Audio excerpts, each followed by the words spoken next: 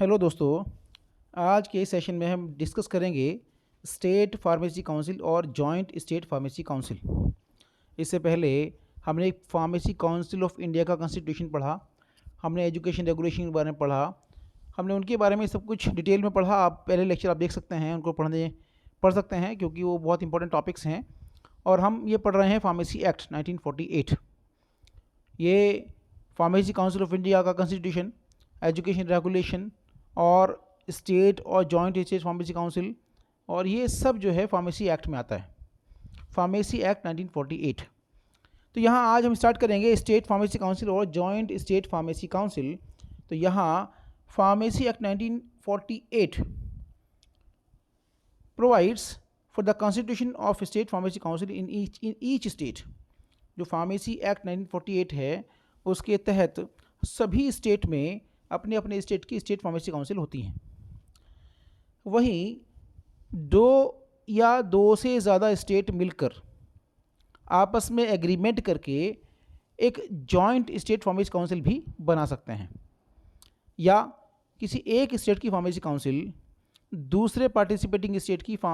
जो नीड्स हैं उनको सर्व कर सकती है। ये भी जॉइंट स्टेट फार्मेसी काउंसिल होगी।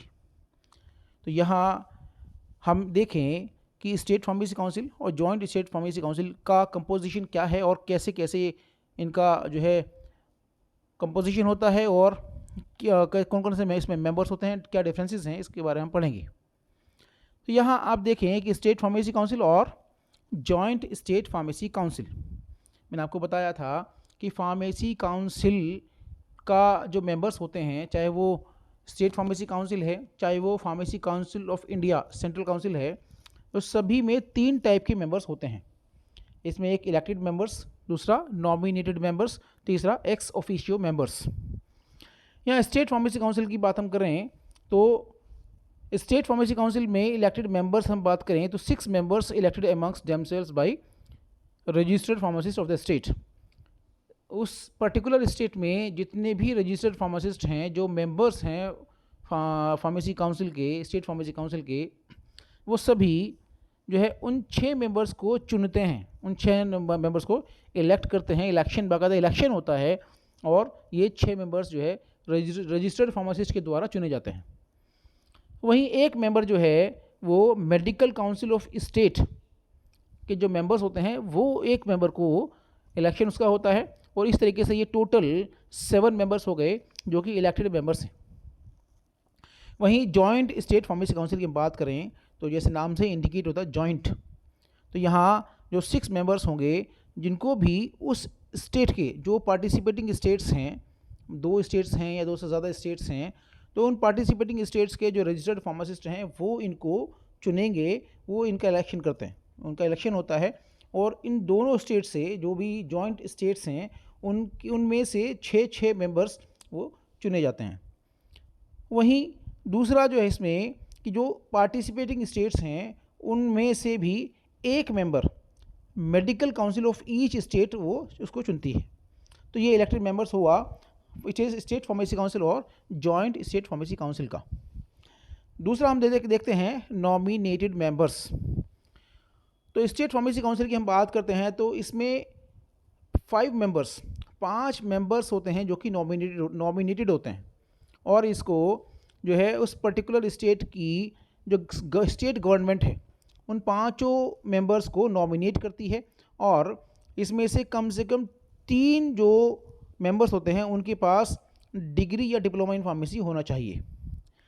या वो रजिस्टर्ड फार्मासिस्ट हों उस स्टेट में।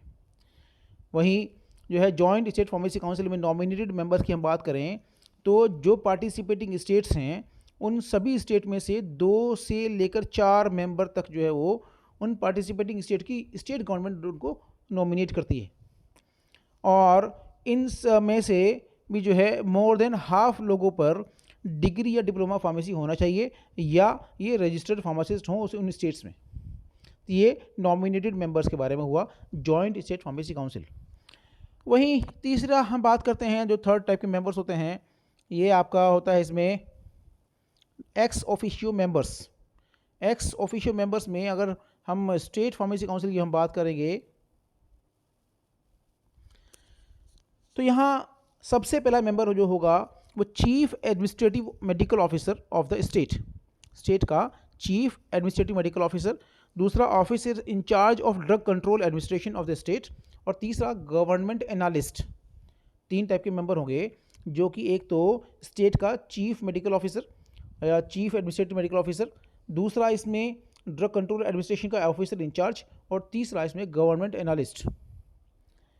तो अगर स्टेट गवर्नमेंट एनालिस्ट ज़्यादा हैं तो स्टेट गवर्नमेंट उसको अपॉइंट करती है उसमें से किसी को। तो यहाँ दूसरा जो जॉइंट स्टेट फार्मेसी काउंसिल की हम बात करें तो इसमें एक्स ऑफिशियो मेंबर्स में जो है इसमें भी chief administrative medical officer of each of the participating state, जितने भी 2 या 2 से ज़्यादा स्टेट मिलकर के जॉइंट फार्मेसी काउंसिल चला रहे हैं उन सभी में से एक चीफ एडमिनिस्ट्रेटिव मेडिकल ऑफिसर होगा। दूसरा उन्हीं सभी स्टेट्स का एक जो है ऑफिसर इंचार्ज होगा ड्रग कंट्रोल एडमिनिस्ट्रेशन का, और तीसरा इसमें गवर्नमेंट एनालिस्ट होंगे ईच पार्टिसिपेटिंग स्टेट के। तो ये 3 टाइप के मेंबर्स हुए, इलेक्टेड मेंबर्स, नॉमिनेटेड मेंबर्स और एक्स ऑफिशियो मेंबर्स। आप इस थोड़ा सा ब्रीफ कर लें कि जो स्टेट फार्मेसी काउंसिल है वो किसी एक पर्टिकुलर स्टेट की होगी, और उस स्टेट फार्मेसी काउंसिल में जो इलेक्टेड मेंबर होगा उसमें 6 मेंबर्स तो ऐसे होंगे जिनको उस स्टेट के रजिस्टर्ड फार्मासिस्ट आपस में मिलकर के चुनते हैं, और एक जो है मेंबर जो है स्टेट मेडिकल काउंसिल के मेंबर्स को जो है चुनते हैं, जो कि एक डॉक्टर होगा। दूसरा इसमें नॉमिनेटेड मेंबर्स में स्टेट फार्मेसी काउंसिल में 5 मेंबर्स होंगे जिसको स्टेट गवर्नमेंट नॉमिनेट करती है, और उसमें से 3 जो मेंबर्स होंगे उनके पास कम से कम 3 लोगों के पास डिग्री या डिप्लोमा इन फार्मेसी होना चाहिए और वो उस स्टेट में रजिस्टर्ड फार्मासिस्ट हों। और तीसरा एक्स ऑफिशियो मेंबर्स में एक तो चीफ एडमिनिस्ट्रेटिव मेडिकल ऑफिसर उस स्टेट का, दूसरा officer incharge of drug control administration का, और तीसरा गवर्नमेंट एनालिस्ट। वहीं जो है जो जॉइंट स्टेट फार्मेसी काउंसिल है इनमें भी इलेक्टेड मेंबर्स, नॉमिनेटेड मेंबर्स और एक्स ऑफिशियो मेंबर्स सेम होंगे, लेकिन यहाँ पे क्या होगा कि जितने भी पार्टिसिपेटिंग स्टेट्स हैं जॉइंट फार्मेसी काउंसिल में उन सभी में से जो है मेंबर्स जो है चुने जाते हैं या नॉमिनेट किए जाते हैं, ये एक्स ऑफिशियो मेंबर्स होते हैं, उन पार्टिसिपेटिंग स्टेट में से सभी में से जो है वो मेंबर्स होते हैं। तो यहाँ ये डिफरेंस हुआ जो है इसका स्टेट फार्मेसी काउंसिल और जो जॉइंट स्टेट फार्मेसी काउंसिल, इसको आप देख लें। और थोड़ा सा हमने कल जो एजुकेशन रेगुलेशन के बारे में पढ़ा था उसको भी ब्रीफ करते हैं कि एजुकेशन रेगुलेशन क्या चीज़ है। एजुकेशन रेगुलेशन जो है क्यों बनाई गई, ये एजुकेशन रेगुलेशन 1991 में जो फार्मेसी एक्ट के तहत को ड्राफ्ट किया गया, और इन एजुकेशन रेगुलेशन का जो पर्पज़ था वो फार्मेसी एजुकेशन के स्टैंडर्ड को रेज़ कर रहा, जिससे कि जो है फार्मेसी की एजुकेशन को एक क्वालिटी एजुकेशन दी जा सके लोगों को, उसको ये एजुकेशन रेगुलेशन बनाया गया। तो इसलिए इसमें क्या है कि अब अगर कोई पर्सन फार्मेसी कोर्स में एडमिशन लेना चाहता है तो उसके लिए एडमिशन के लिए क्राइटेरिया क्या होगा, क्या क्वालिफिकेशन होगी उसकी। जैसे 12th उसके पास होना चाहिए फिजिक्स केमिस्ट्री बायोलॉजी या फिजिक्स केमिस्ट्री मैथ से, और जो है सभी सब्जेक्ट्स में पास होना चाहिए उसको विदाउट ग्रेस, और फिजिक्स या केमिस्ट्री कंपलसरी सब्जेक्ट्स हैं, और इसमें मैथ या बायोलॉजी जो है वो दोनों में एक ऑप्शनल है कि उसमें एक सब्जेक्ट होना चाहिए। और इसी तरीके से जो कोर्स करने के बाद में उसको किस तरह की ट्रेनिंग दी जाएगी, उसको वो कहाँ से वो ट्रेनिंग लेगा, क्या करिकुलम होगा, कितने साल का कोर्स होगा, इस सभी की चीज़ें सभी बातें एजुकेशन रेगुलेशन में आती हैं। वहीं एक अप्रूवल प्रोसेस भी होता है, मैंने आपको कल बताया था कि अप्रूवल प्रोसेस भी एजुकेशन रेगुलेशन 1991 में जो है ड्राफ्ट किया गया कि कैसे होता है कि जितने भी कॉलेजेस फार्मेसी एजुकेशन प्रोवाइड कर रहे हैं उनके पास फार्मेसी एजुकेशन देने के लिए प्रॉपर फैसिलिटीज़ होनी चाहिए। उसके लिए भी क्या करना होता है, जिसकी अगर किसी इंस्टीट्यूशन को या किसी कॉलेज को फार्मेसी एजुकेशन देनी होती है तो वो फार्मेसी एजुकेशन प्रोवाइड करने से पहले फार्मेसी काउंसिल ऑफ इंडिया के को जो है अप्लाई करता है एक ऑफिशियल फॉर्म में, एक SIF होता है, स्टैंडर्ड इंस्पेक्शन फॉर्म में होता है, और उसमें जितनी भी फैसिलिटीज़ उसके पास होती हैं कॉलेज के पास वो शो करनी होती हैं कि हमारे पास ये इंस्ट्रूमेंट्स हैं, ये इक्विपमेंट्स हैं, ये लैब्स हैं, ये इतना लैंड एरिया है, ये सब कुछ इसमें इतना ज़मीन है, ये सब कुछ शो करना होता है। और उसके बाद में जो है PCI को सबमिट करना होता है। PCI उसके बाद में अपने इंस्पेक्टर्स को डिप्यूट करती है, और डिप्यूट करने के बाद इंस्पेक्टर्स जो है कॉलेज में आकर के इंस्पेक्शन करते हैं, और वो आकर देखते हैं कि जो कॉलेज ने फैसिलिटीज़ शो की हैं वो फैसिलिटीज़ जो है कितना कंफर्म है, और उसके बाद में वो कॉलेज का इंस्पेक्शन करने के बाद में PCI को अपनी रिपोर्ट सौंपते हैं। रिपोर्ट देने के बाद में PCI जब रिपोर्ट को रिसीव करने के बाद में एक डिसीज़न लेती है कि अगर वो इस रिपोर्ट से, इंस्पेक्टर की रिपोर्ट से अगर सेटिस्फाई होती है तो कॉलेज को अप्रूवल देती है, और अगर वो रिपोर्ट से सेटिस्फाई नहीं होती है वो रिजेक्ट कर देती है। और उसके बाद में एक डिक्लेरेशन होता है जो जो जिनको अप्रूवल मिलता है, तो ये ऑफिशियल गज़ट में प्रकाशित होता है, और आप